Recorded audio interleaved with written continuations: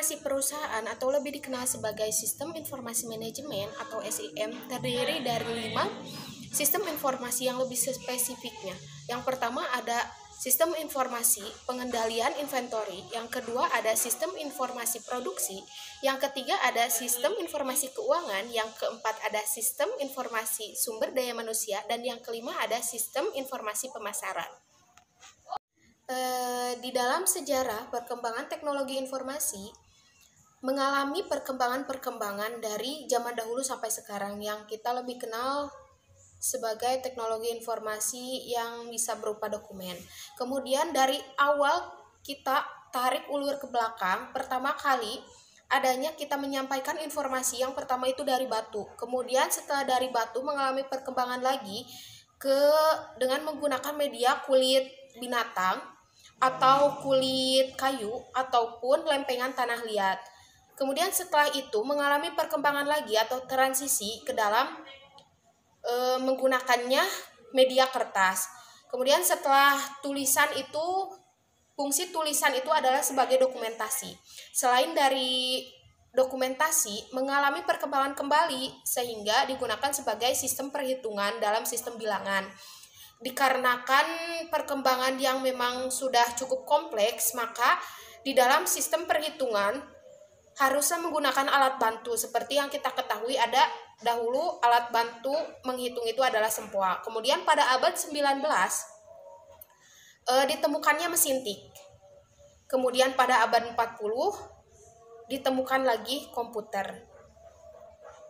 Sejarah perkembangan perangkat keras. Menurut Blismer 1985, komputer adalah suatu alat elektronik yang dapat melakukan beberapa tugas, yaitu menerima input, kemudian memproses input sesuai dengan instruksi yang diberikan, kemudian menyimpan perintah-perintah dan hasil pengolahan, serta memberikan output di dalam bentuk informasi. Kemudian ada penggolongan atau pengklasifikasian komputer. Terdapat ke dalam 3 jenis. Yang pertama berdasarkan data yang diolah, kemudian berdasarkan penggunaannya atau kapasitasnya, kemudian ada berdasarkan generasinya. Yang pertama ada berdasarkan data yang diolahnya, ada 3. Yang pertama ada analog, kedua ada digital, dan yang ketiga ada hybrid. Kemudian menurut penggunaannya atau berdasarkan penggunaannya ada 2, komputer untuk tujuan khusus dan komputer untuk tujuan umum.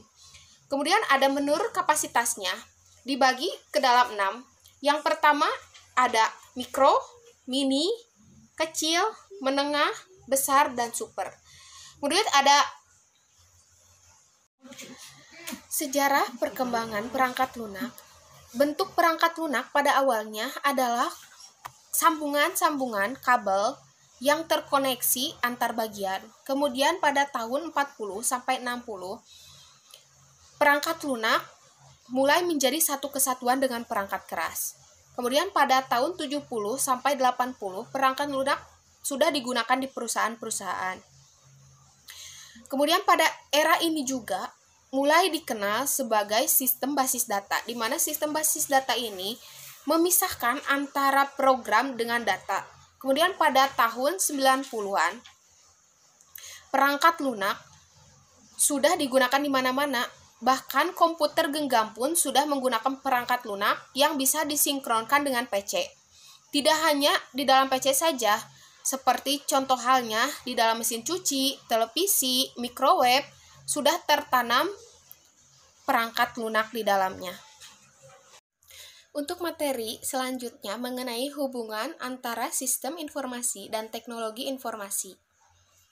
Teknologi informasi adalah suatu teknologi yang berhubungan dengan pengelolaan data menjadi informasi dan proses penyaluran data atau informasi tersebut dalam batas-batas ruang dan waktu. Sedangkan sistem informasi merupakan suatu perkumpulan atau komponen-komponen dalam perusahaan atau organisasi yang berhubungan dengan proses penciptaan dan pengaliran informasi. Kemudian dapat ditarik kesimpulan dari definisinya. di mana sistem informasi merupakan titik permintaan dari demand perusahaan yang menjalankan kegiatan manajemen sehari-hari, sedangkan teknologi informasi merupakan sisi penawaran atau supply dari kebutuhan perusahaan tersebut. Adapun manfaat utama dari perkembangan informasi bagi pengendalian manajemen adalah yang pertama penghematan waktu, kedua penghematan biaya, yang ketiga peningkatan efektivitas, yang keempat perkembangan teknologi, dan yang kelima pengembangan personal. Selanjutnya, sistem informasi manajemen. Definisi manajemen. Manajemen adalah proses perencanaan, pengorganisasian, pengarahan, pelaksanaan usaha-usaha secara sistematis dan efektif oleh para anggota-anggota organisasi dalam penggunaan sumber dayanya untuk mencapai tujuan organisasi yang telah ditetapkan. Kemudian komponen-komponen manajemen yang pertama, planning, yang kedua, organizing, yang ketiga, directing, yang keempat, controlling, yang kelima, procurement, yang keenam, development, kemudian compensation, kemudian integration, yang kesembilan, training, dan yang kesepuluh adalah evaluasi. Kemudian sarana manajemen yang pertama, manusia, yang kedua, uang, yang ketiga, materi, yang keempat, alat atau mesin, yang kelima, metode, dan yang terakhir, pasar atau market. Konsep dasar sistem informasi manajemen. Pengertian sistem informasi dan manajemen dapat diartikan sebagai suatu alat yang mendukung para pengambil keputusan dalam melaksanakan fungsi-fungsi manajemen.